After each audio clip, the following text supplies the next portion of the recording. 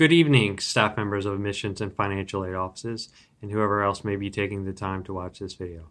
My name is Howard Kotz, president of the university, and I'm coming to you this evening to talk about the topic of affirmative action and how it relates to our university. Affirmative action over the past few years has been a hot topic in the news, the national media, and amongst citizens in general in conversation.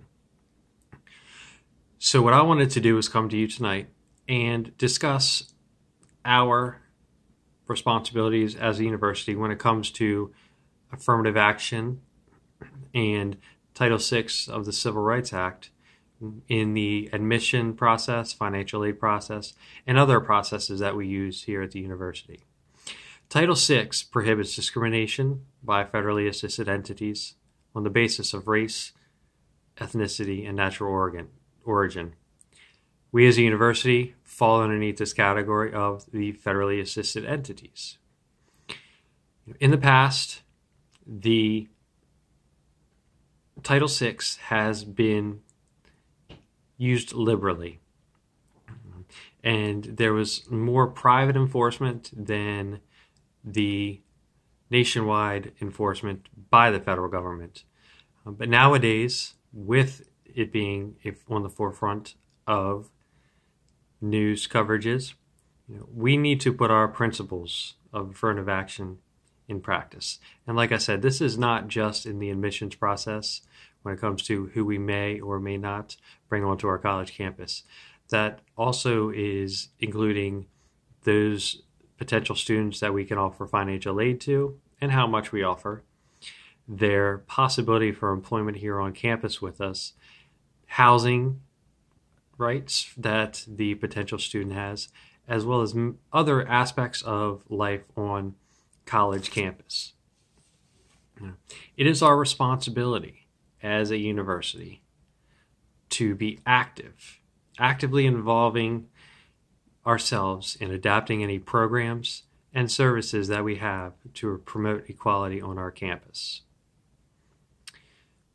And for me and many others, race and ethnicity and natural origin are just the beginning. There are other ways that we should not be discriminating against. How this is going to look in the future is something that I will address here in just a few minutes. But one of the things I do want to also talk about is people with a, shall we say, shady criminal past. I've been reading a lot of studies on this recently, and I also have a personal success story, I guess you would call it, in working with folks that have a criminal past but have been able to move past that and become productive members of society, because that, at the end of the day, is what we are trying to do as a college or university: produce productive members of the society to help build us forward as a nation and to give our university a good name as they venture out. As some of you may or may not know, the minorities, unfortunately, but proven by the data, have higher statistics of criminal history. And as much as we may not want, that does leave us potentially open to a lawsuit if one of those students that has a criminal past and is a minority wants to challenge us in a ruling of not being accepted into our university. A personal story that I have is I was working with a gentleman fresh out of jail, came to a treatment center right from jail without a high school diploma. He and I worked together. I helped him earn his GED. And with that, he was able to enroll in community college, became a peer recovery specialist, and now works for a local health department as a peer recovery coach, working with youth and other people that are struggling with substance abuse and substance use in his community. And he's just one of the many success stories. The reason I bring him to you, like I said, is because that's a personal connection to me. You guys may or may not have somebody that you know that has a similar story. I'm a firm believer in the power that education has to improve somebody's standing, regardless of their race, their background, anything like that. I read a quote that said, education as a reentry tool is cost effective, it reduces recidivism, it reduces unemployment, and increases public safety, as it tends to help those coming from less than stellar backgrounds to become productive members of society. Like I said, I've seen it work firsthand. I believe that in general, we should not be using anything other than test scores, essays, anything else that we can get from the application as a measurement tool. Recommendation letters, those kinds of things.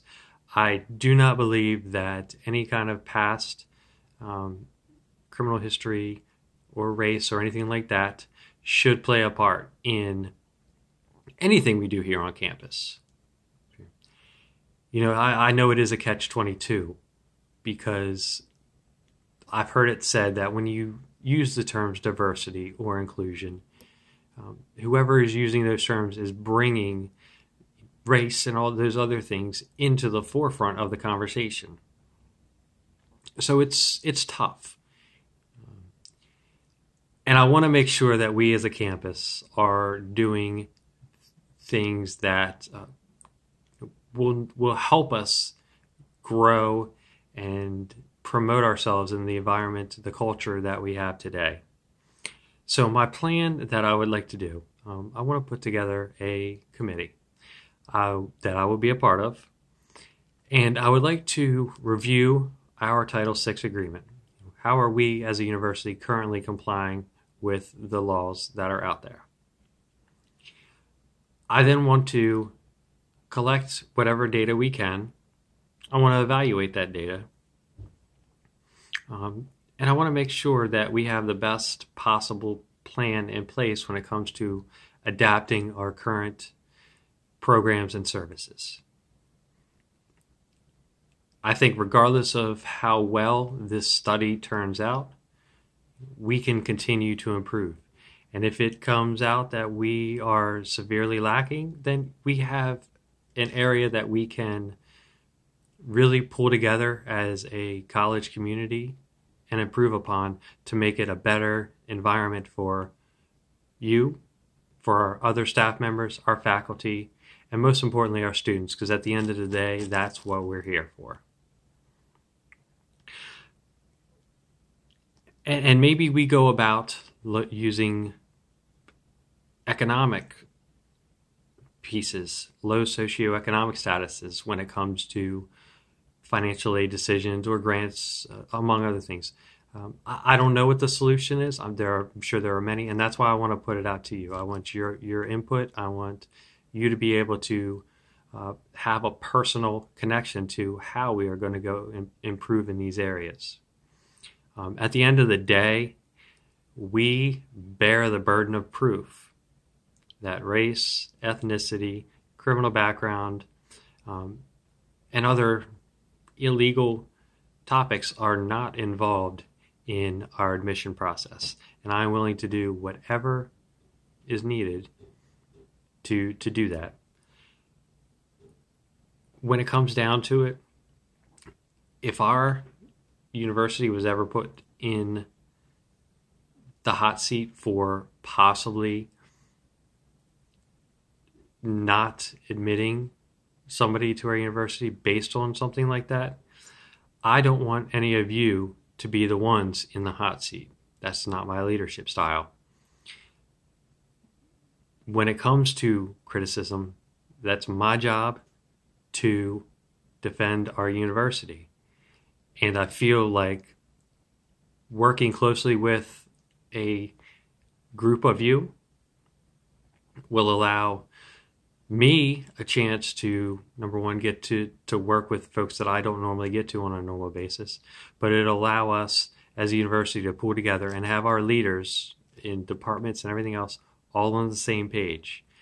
And at the end of the day, if we are ever challenged, it's me that will be the one to stand up and defend our university. Like I said, I do not want to put anyone on the hot seat. That's my job at the end of the day.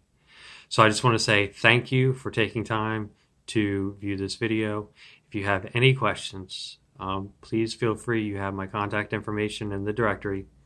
I'll be glad to sit down and schedule some time to chat with one of you, a small group, or a larger group. Because like I said, at the end of the day, we're here to put out better citizens, and that is my goal. That's my only goal. Thank you very much. Have a good evening.